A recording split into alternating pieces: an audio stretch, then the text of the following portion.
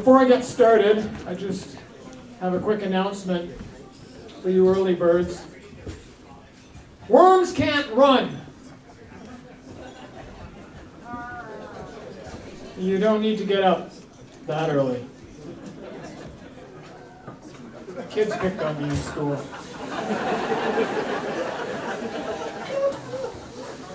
Got so bad I quit teaching.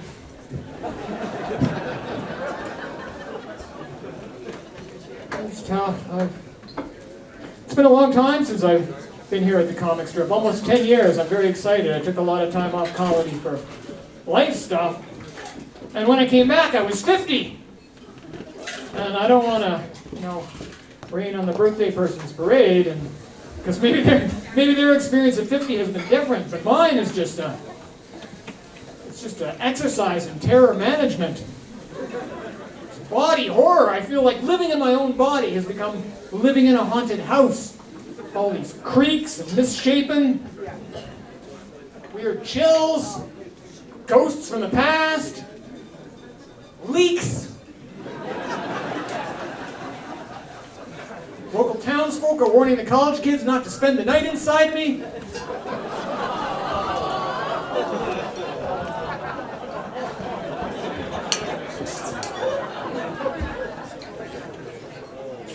This is me standing by that joke.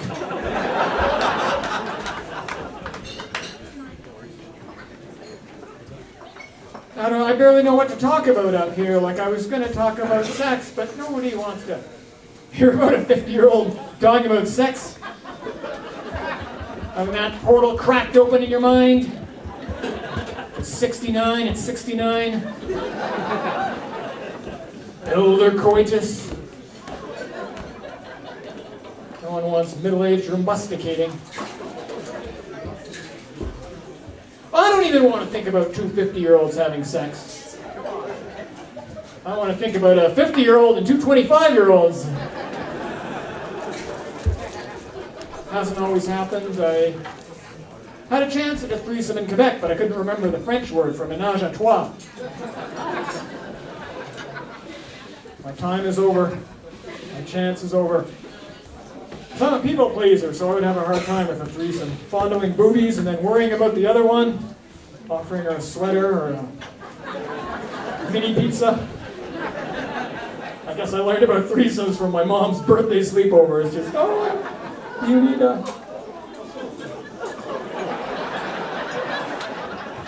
I think I went dirty by accident. I'm trying to be clean. I'm trying to turn over a new leaf. It's difficult. I mean, sex is so much harder now. Like when I was younger, I used to race to the bedroom to have sex. I mean, as I got older, we still do, but that's only because the first person to touch the mattress gets called bottom.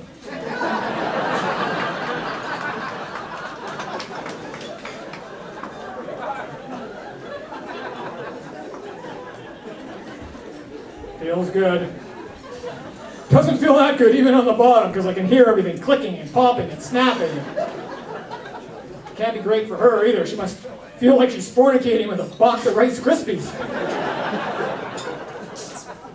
That's sex for you. Sometimes the magical dance of intimacy, other times you're just trying not to fart.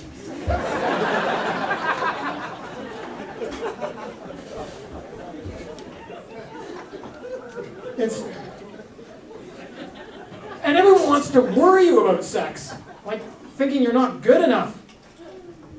Like I had one guy come up to me and go, "What if you're making love to a woman and a bullet hits her?" I gotta worry about that too? Stack sandbags in front of the window before I frolic? I mean, I used to just think safe sex meant she was on the pill. Antidepressants, but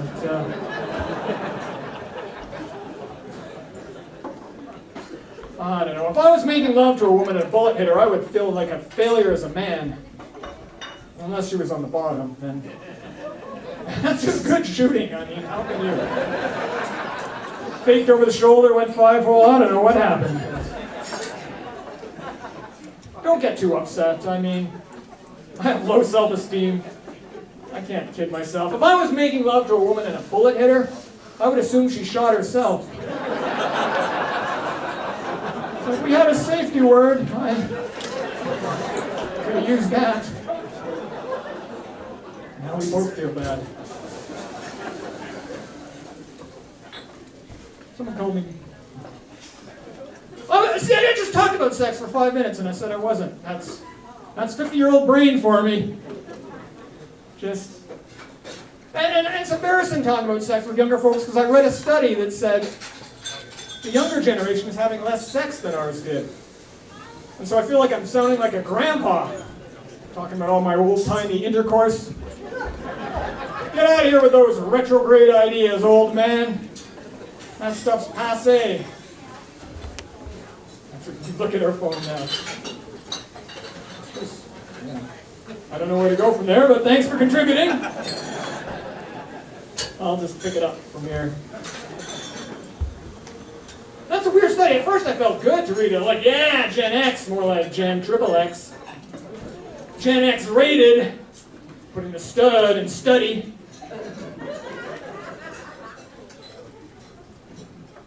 But now I think it's just the technology that made that research study come out different. We didn't, like the lady over there said, we didn't have, the cell phones, the social media. So we had to find other ways to pass the time. You know what I mean? That's right. Lying to sex researchers about how much sex we were having.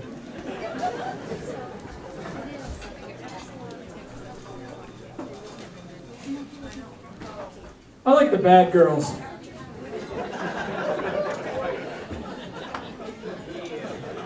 Some applause to someone else. Are there some here tonight? Yeah. That was a very masculine voice saying, oh yeah, but the world has changed. I'm live and let live. I don't. Dating bad girls is a rush. It's like skydiving with a parachute made completely of red flags. A lot of bad girls in the world. Oh, that's all right. They're nice. And I really can't blame them. They were my choices, right? Bad girls doesn't mean bad person. It's just the choices I made. I chose my girlfriends like I chose food. Telling all my friends I wanted healthy, and then grabbing whatever I could find to fill the emptiness. Sucker for a colorful box. I didn't need to say that right into the microphone. And I'm talking about food anyway, like sugary cereal and cookies, candy. Sometimes I look at the wrappers in my garbage can and I'm like, ooh, something needs to change. So I bought a lid.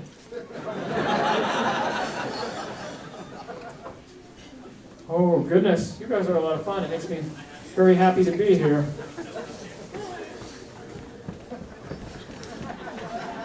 Okay. Should we laugh? Should we clap? You gotta just let that trail off. Okay, you guys don't have to. You guys can let it breathe a little bit. Don't want to burn you out.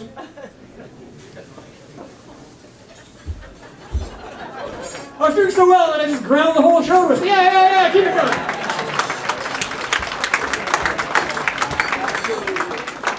Who's performing for who at this point? They're like, Jesus. This guy might not have long. We better keep being supportive. I know lots about women.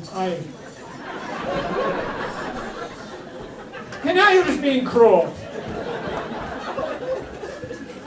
Just because I read a book about them once that said they were from Venus. Back in 1992, it said women are from Venus. And they just come to Earth for the shoes. Women love shoes. It's the only piece of clothing even a stripper won't take off.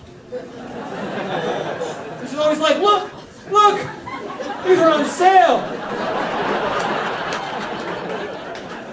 Thank you very much, everybody. Enjoy your headline.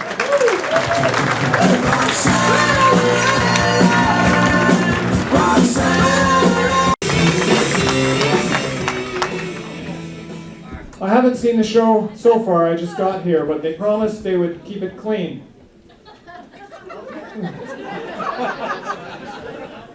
So, picked on me in school. Got so bad I stopped teaching.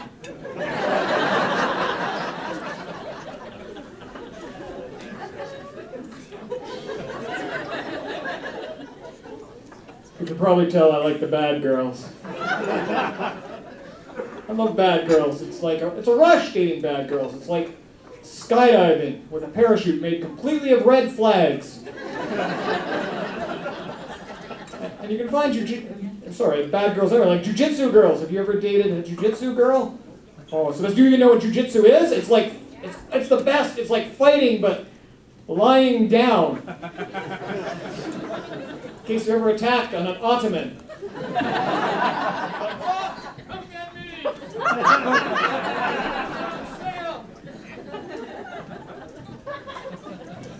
Nuts. I traveled too far back in time. I invented a time machine a few days from now. I'm going to use it to write a joke so complicated, you're going to have to see my show multiple times to get it. Repeat business. That's where the money is. Rewrite that joke, then I'm going to use my time machine too. Still no laughs, and I've been telling you this joke for the last 400 years.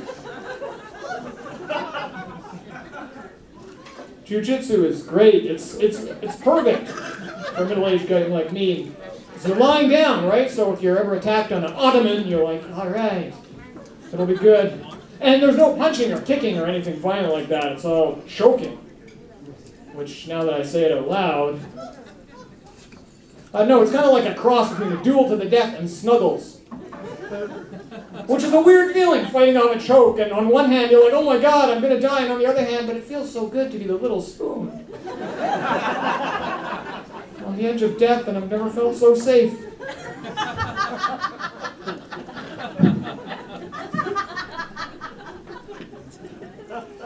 I'm aging. Aging at a precipitate rate. I'm so old I was around when they invented the dick pic. I think it was a friend of mine. And he was sending it to all his male friends in this 0.1 megapixelated glory on our little flip phones.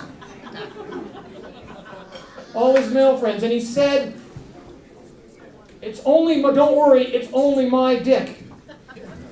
Because otherwise it would be gay. And it was his wiener, but it was also a lot of other wieners as well. But he was insistent. He's like, no way, they're mine. And I'm like, first of all, they? Second of all, that one's got a ring through it. I'm no cock-tropologist. But if that penis robbed me, I would have no problems picking it out of a police lineup. Describing it to the sketch artist, just to give him the giddiest moment of his professional life, drawing a cock and balls. He's like, oh, this takes me back to high school. How I got started in the back of a biology textbook. Who came up with this story? It's grotesque. This isn't the clean comedy show I was promised. But it was okay, it all worked out in the end. It was weird too, because my friend is like, and you can tell it's my dick because my face is in the picture. Like he was a kidnapping victim and it was the day's newspaper. Only the newspaper was in his mouth.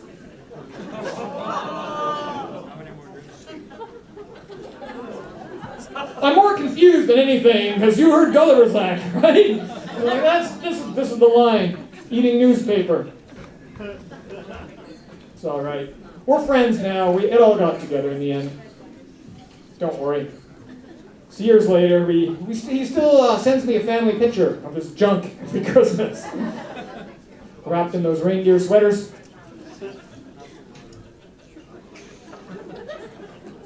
This is going really well. Having a great time. I probably shouldn't. I guess I'm too old to talk about sex. No! All right, well, there was one vote, but it's just, I don't know. I'm 50 and I always feel self-conscious because I'm like, nobody wants that portal cracked open in their minds. Thinking about a 50-year-old having sex, middle-age rumbusticating, 69 at 69. I don't even want to think about two 50-year-olds having sex. I want to think about a 50-year-old and two 25-year-olds. I shouldn't. And the other reason I feel weird handling a lot of sexual material is that I read a study recently that said young people are having less sex than our generation did. And at first that made me feel great about myself. I was like, all right, I'm Generation X, I'm Generation Triple X. Generation X rated. Yeah! My people. We put the stud in study, you know? But then I felt kind of, but I guess really it's just the technology that made it feel different, you know?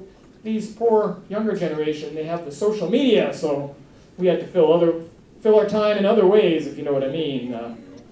Lying to sex researchers about how much sex we were having.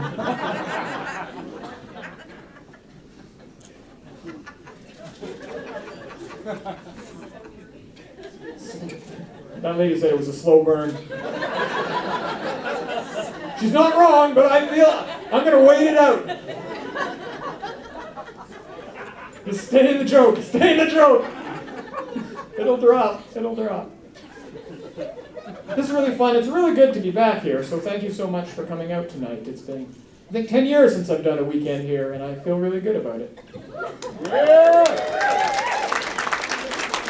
Thank you.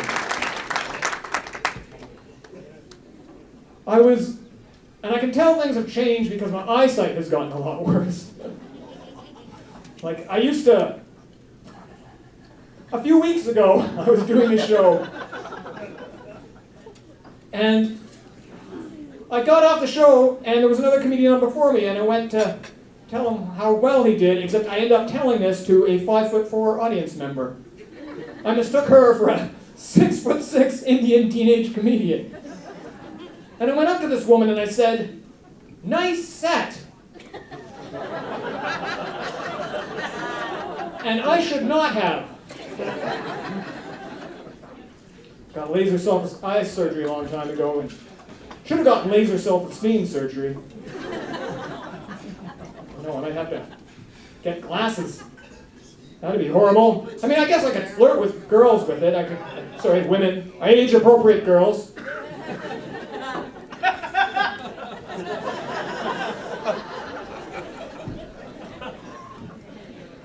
I'd be like, who do you like better, Clark Kent or Superman?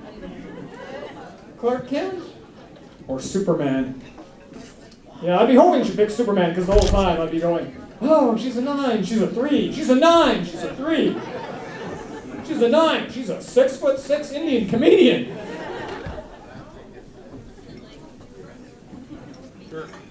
I don't know.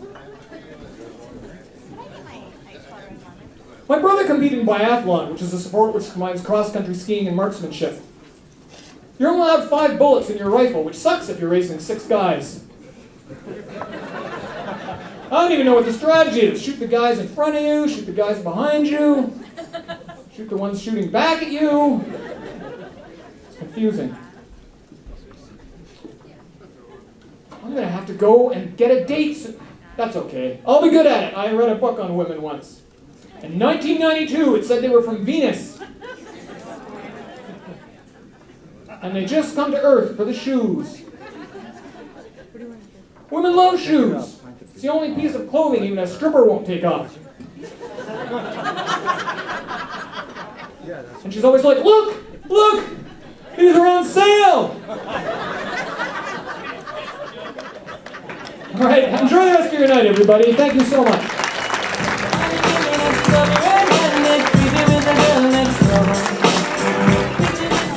Dan Broadrib, everybody.